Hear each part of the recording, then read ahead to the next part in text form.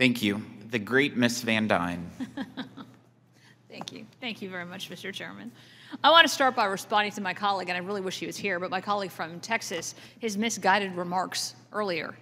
He seems to have issue with what he describes as a federal companion to what's occurring in Texas. And I think it's disingenuous, to say the least, that our governor is somehow holding teachers hostage. I think that the teachers have been holding our children and parents hostage, but to ensure that Texas families have access to their own taxpayer dollars to send their kids to schools that they want to.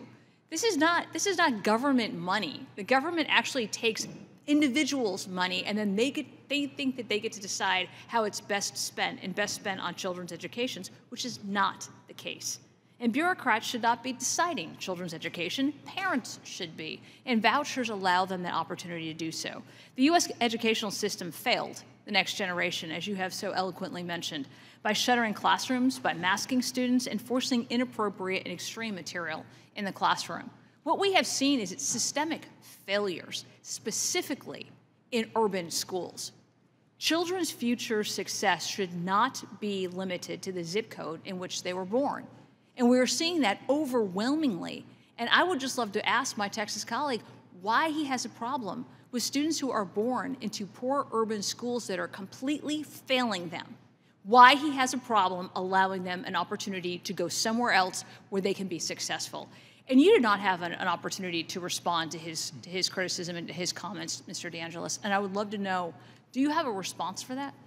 Yeah, thank you so much for the opportunity. Look, those standing in the schoolhouse door fighting against educational opportunities, those are the people holding children's education hostage. And in Texas, look, they spend over $15,700 per student in the government-run schools per year. Private school tuition in the state's only about $10,600 per student per year, a lot less than what they're spending in the traditional school system. That number has increased by about 166% after adjusting for inflation since 1970 in Texas. And Glenn Rogers, a so-called Republican in the House in Texas, was quoted earlier, so I have to point out that he was endorsed by the Texas affiliate of Randy Weingarten's union, the Texas Federation of Teachers, so he might not be the conservative that he was championed to be. And look, 88% of Texas Republican primary voters support school choice. This is a political winner, but it's also just the right thing to do. It shouldn't be a partisan issue. And look, in Texas, it passed easily through the Senate, 18-13, but 12 of the Democrats voted against it. And a quick search revealed that 8 out of the 12 at least either went to private school themselves or sent their own kids to private school. I don't blame them for that, but they shouldn't stand in the schoolhouse door, pull up the ladder from behind themselves, and then tell less advantaged families that they can't have access to a better education. I believe the words were said earlier that we should just fix the public schools. Well, one, school choice does fix the public schools from the bottom up, allowing for bottom-up accountability. Look, underperforming private schools, they shut down. Underperforming government schools, they often get more money. But allowing families to vote with their feet translates that competition into the public sector too. Low-income families do not want to wait anymore. They don't have time to wait anymore. Their kids don't have time to wait anymore. Advantaged politicians who take advantage of private schooling for themselves, they didn't have to wait. Families shouldn't have to wait either. So let's expand school choice to families in Texas, but let's do it nationwide too. The Educational Choice for Children Act is the vehicle to do so. Let's not have families wait any longer.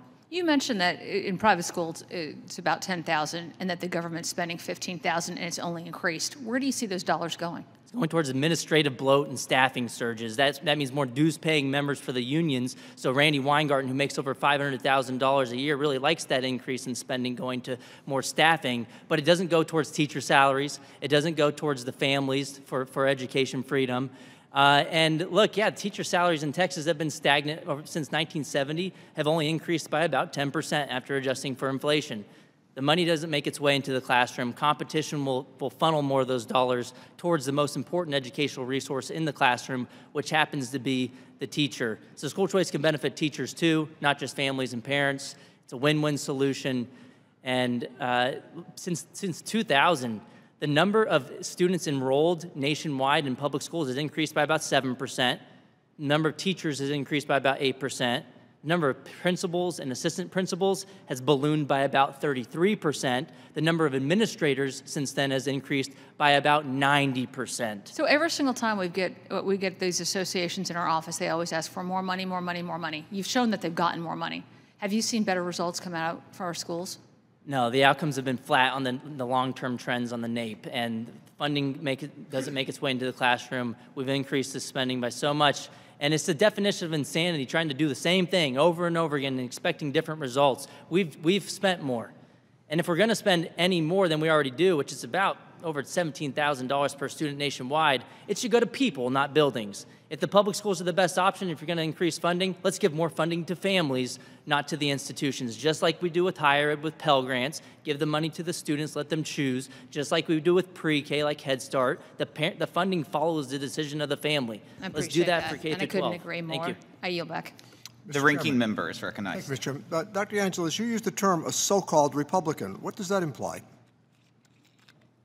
Yeah, thank you so much for the question. I mean, if school choice is on the Republican Party platform nationally, it's on the Republican Party I know Democrats platform. who are in favor of school choice, too. And that's why I said, thank you so much for the question. That's why I said it shouldn't be a partisan issue. But you did say so-called Republican. What does that imply? Only that Republicans can be interested? I know a lot of Democrats send their children to Catholic schools. Yeah, the president of the Chicago Teachers Union, Stacey Davis Gates, sends her own kid to private school too. She should have that opportunity, but other families should have it too. And the reality is the Republicans have picked up the football and led on the issue. They've become the parents' party in a sense, but that doesn't mean Democrats don't have the opportunity to do so too. It shouldn't be a partisan issue. We should have bipartisan support for education freedom. And it's true, a lot of Democrats send their own kids to private school. In Florida, 4 of them voted for it in the House of Representatives in Florida for universal school choice, the full-fledged program.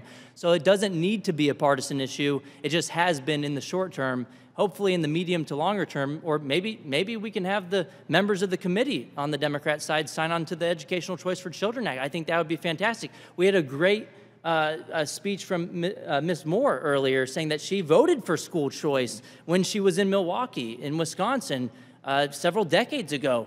I thought she was going to next say that she was about to sign on to the bill as well. I think that would be fantastic. My point is, since 29% of the American people say they're Democrats and 27% say they're Republicans, that suggests there's a lot of people outside of the two political party structures. So to label this as only a so-called Republican criticism, I don't think that helps any party here. Yeah, I welcome the Democrats to reach across the aisle, to co-sponsor the bill, and to support school choice for other families, like many of them have supported for their own families. It shouldn't just be school choice for me, not for thee. It should be for all families in America, regardless of your background, zip code, or income. And I hope we really can listen to the voters. I mean, supermajority support, according to Real Clear Opinion, for school choice among Republicans, Democrats, and Independents. So I think, Ranking Member Neal, we can agree that this should not be a partisan issue, and we can move the ball down the field together. Thank you, Mr. Chairman.